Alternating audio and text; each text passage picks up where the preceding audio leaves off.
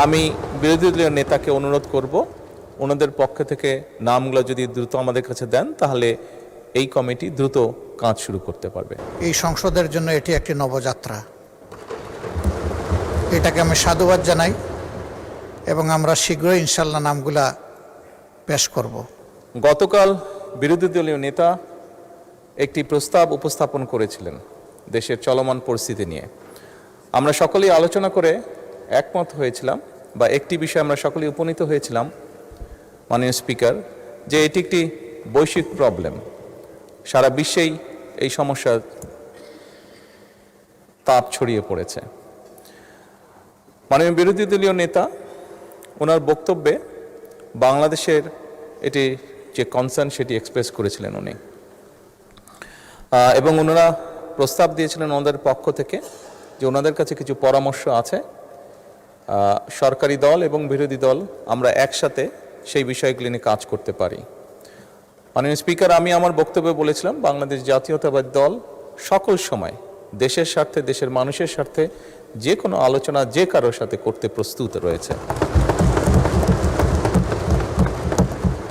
তারই প্রেক্ষাপটে মাননীয় স্পিকার, আমরা সিদ্ধান্ত গ্রহণ করেছি যে আমরা আমাদের পক্ষ থেকে 5 সদস্যের একটি কমিটি গঠন করছি।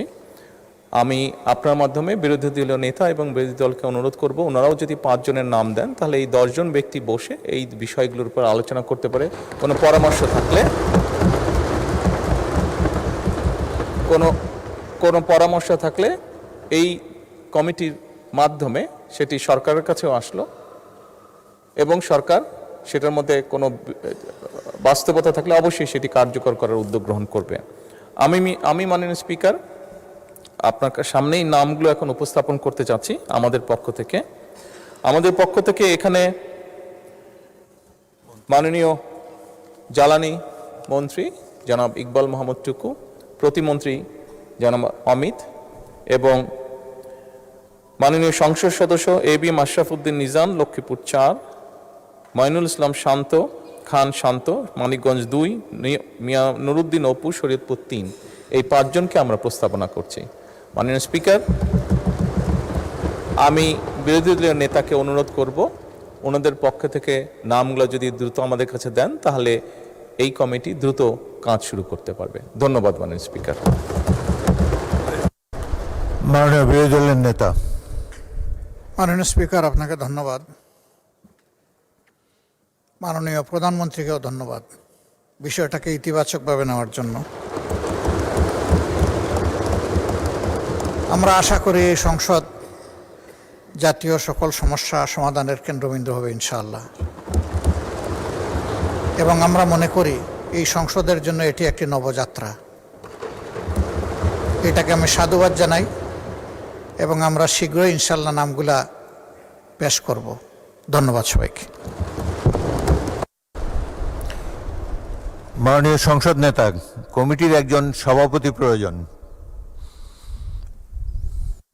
মাননীয় স্পিকার, স্বাভাবিকভাবেই যাতে গৃহীত সুপারিশগুলো বাস্তবতার আলো দেখতে পারে সেজন্য আমরা প্রস্তাব করছি যে মাননীয় মন্ত্রী জ্বালানি মন্ত্রী ইকবাল মোহাম্মদ টুকু ওনাকে এই কমিটির সভাপতি করা হোক। ধন্যবাদ। ধন্যবাদ মাননীয় সংসদ নেতা। আশা করি অতি অল্প সময়ের মধ্যে মাননীয় বিরোধী দলের নেতা তার 5 জন সদস্যের নাম দেবেন, কারণ এই সংসদ এই মাসের শেষেই বিরতি দেবে। আপনাদের এই বক্তব্যের ফলে জনগণের মনে অনেক আশার সঞ্চার হয়েছে। সরকার এবং বিরোধী দল এইভাবে যদি সহযোগিতার মাধ্যমে অগ্রসর হয় দেশের যে কোনো সমস্যার সমাধান করা সম্ভব। আপনাদেরকে ধন্যবাদ।